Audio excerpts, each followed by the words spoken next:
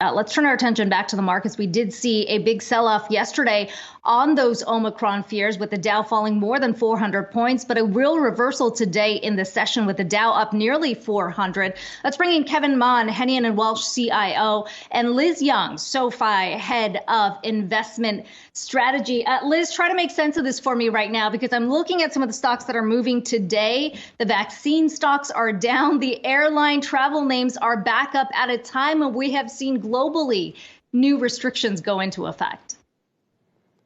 I think this is a perfect time to remind everybody that the market is a leading indicator. So the market is going to go down, the market is going to bottom before the bad news peaks. We likely haven't heard all of the bad news yet. We certainly haven't hit a peak in the Omicron cases.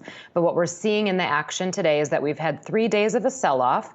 And some of that, I think, was overdone, especially in a lot of these areas that are positioned to do well in a reopening environment, or in an environment that I think we'll see in 2022, when we've started to learn to just live with this. And you have to have some money in the market in areas that should do well in that particular way. So airlines is one of those. Cyclicals are more of those. When we look at the pattern in the market today, I think this makes sense for what's ahead for the next 6 to 12 months.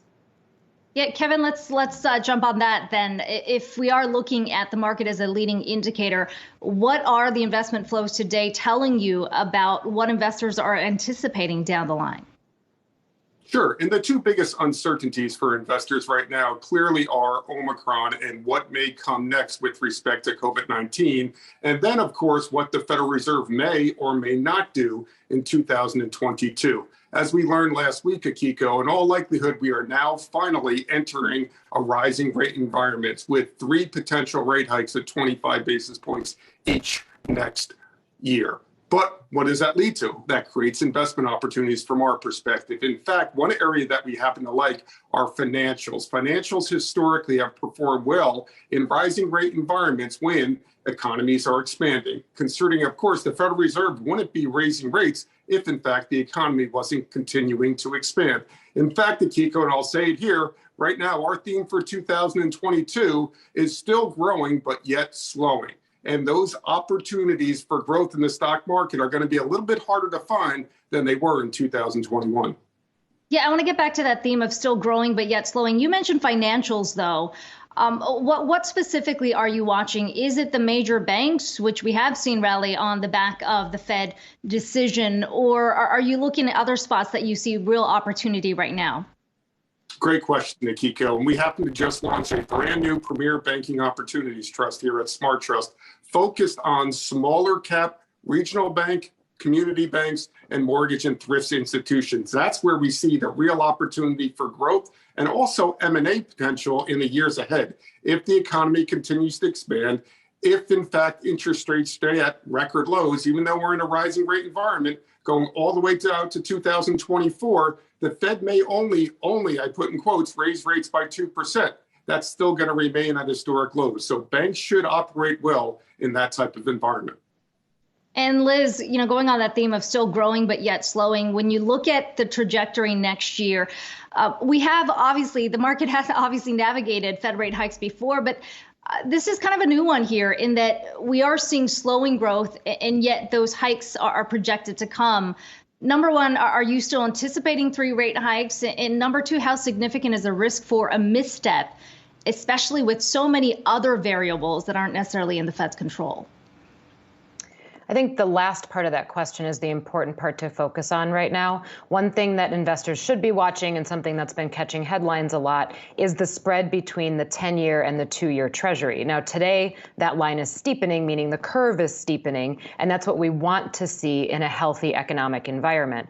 What I think has been happening on the 10-year is that people are they're fearful of a Fed mistake. They're fearful of a policy mistake. Now, will they hike 3 times in 2022? Sure, it's possible. But keep in mind, even if they did, the lower bound is still below 1%. And historically for markets, the first couple hikes are not the ones that are detrimental. It's when you get later into the cycle. Also, something that I would urge investors to watch is the sort of kryptonite for the market is when the Fed hikes rates to a point that's close to where the 10-year Treasury is trading yield-wise. So right now, the market isn't expecting the Fed to get much past 1.5%. I don't think that's any accident, given where the 10-year is, somewhere between 1.4 and 1.5.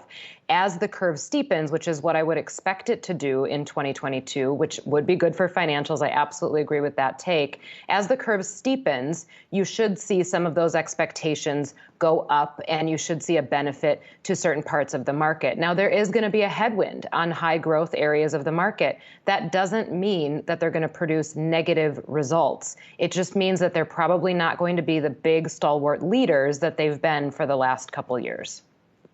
Liz, finally, what do you think is the one risk that you think investors are overlooking right now as we look ahead to 2022? So much talk about the Fed's tightening, as well as just where Omicron is headed. And yet I have to wonder if there is that one event that we're not necessarily considering here.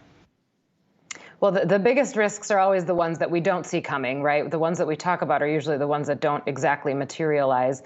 I think what investors need to pay attention to still is the consumer. I think 2022 is going to be a year where fundamentals finally matter again.